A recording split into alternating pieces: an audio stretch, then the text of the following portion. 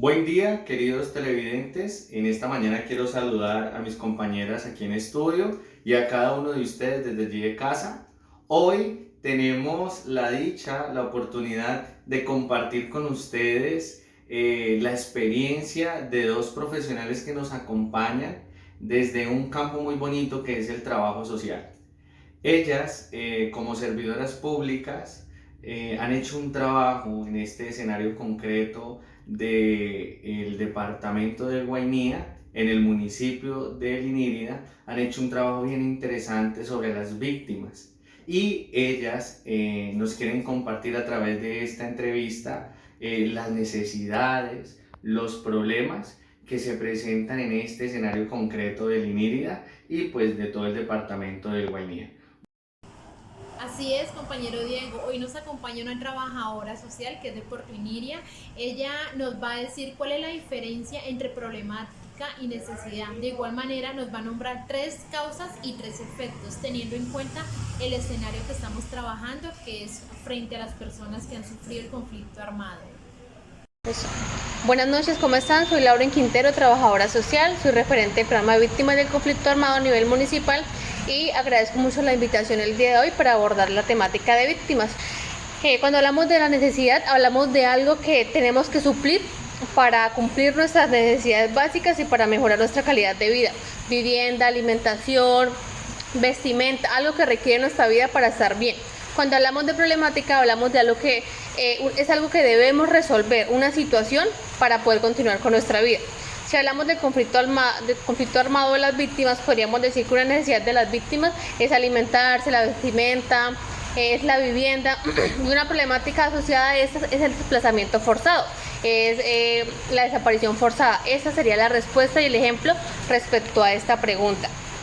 Si ya hablamos de la segunda pregunta, que nos dice mencionar 3 causas y 3 efectos de dicha problemática, desde este escenario de víctimas podríamos decir que las causas que generan la problemática de víctimas, primero que todo, perdón, es el conflicto armado interno que vive nuestro país hace más de 50 años. Es lo que principalmente genera que hayan víctimas de conflicto armado, que el Estado y las diferentes guerrillas no han llegado a un acuerdo que permita una paz al 100%, que lleve a que dejen de haber víctimas del conflicto armado y de igual forma sus consecuencias. La segunda podríamos decir que es el abandono estatal y la baja presencia de fuerzas armadas en diferentes territorios de Colombia, porque son muy alejados, lo que impide que esté la policía, fuerzas armadas y haya mayor presencia de alguna guerrilla, lo que haya que el control social de ese departamento, municipio, territorio esté dado por esta guerrilla y las diferentes normatividades que establece para que haya supuestamente una convivencia entre sus pobladores, lo que lleva a que las personas empiecen a desplazarse de estos territorios. La tercera sería los cultivos ilícitos. Podemos ver que por el poder y lo que van abarcando las guerrillas, empiezan a requieren generar recursos y riquezas para poder comprar armamentos, comprar uniformes. Entonces, ¿qué hacen para esto? Tener cultivos ilícitos, obligando a los campesinos a cultivar o desplazándolos para que estos puedan dejar su terreno y sean ya parte de las guerrillas. Cuando hablamos de los efectos, hay muchísimos efectos y en toda la comunidad se dan totalmente diferentes, de acuerdo a la idiosincrasia, cultura, territorio y la forma en que se desplazan las diferentes familias. Hablamos primero que uno de los principales efectos del conflicto armado es el desplazamiento forzado. El desplazamiento forzado nos lleva a muchísimas subcausas. Podríamos decir que al hacinamiento. Las familias que se desplazan de un territorio a otro pierden su vivienda, pierden sus negocios, lo que conlleva a que lleguen a territorios donde tienen que vivir familias de 10, 15 personas, 5, 7, 8 personas en un cuarto. Y el hacinamiento que nos lleva, violencia intrafamiliar, violencia sexual, nos lleva a que las niñas terminen desplazándose a otros territorios, alejándose de sus familias por el maltrato al que empiezan a vivir. Entonces entendemos que estas causas tienen muchísimas causas que se desencadenan por el desplazamiento que no atendió el Estado en su momento. Entendemos que hay desplazamientos individuales, colectivos y familiares, dependiendo del núcleo familiar si se desplaza todo o solamente unas personas. Hablamos de algo también muy importante, que es la desescolarización en niños y adolescentes, lo que lleva Primero, afectación al proyecto de vida de estos niños, ya que sin un proceso educativo y que se empieza a truncar, es imposible que lleguen a un proceso formativo en el SENA, en alguna universidad, ya que no tienen el acompañamiento para formarse a nivel académico. Hablamos también de la afectación a las dinámicas familiares. Algo que ha llevado el conflicto armado en el país es afectar las dinámicas familiares, ya que se desintegran las familias.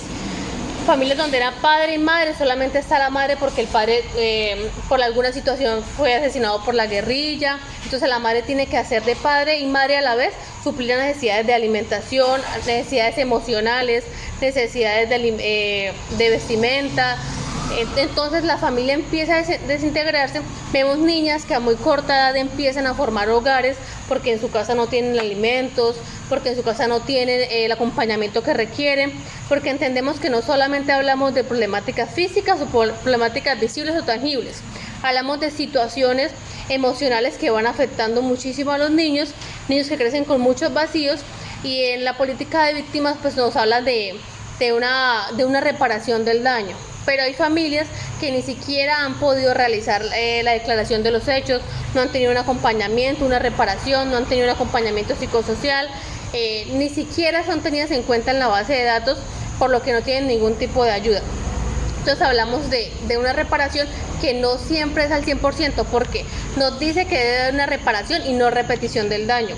Y hay familias que empiezan a reclamar los predios que les fueron quitados en su momento, familias que son asesinadas, desaparecidas, amenazadas, son familias que son revictimizadas nuevamente por esos grupos al margen de la ley, y ahora por los grupos las nuevas disidencias de las FARC, que empiezan a conformarse nuevamente y atacar nuevamente las familias que ya fueron en su momento objeto de algún tipo de hecho victimizante.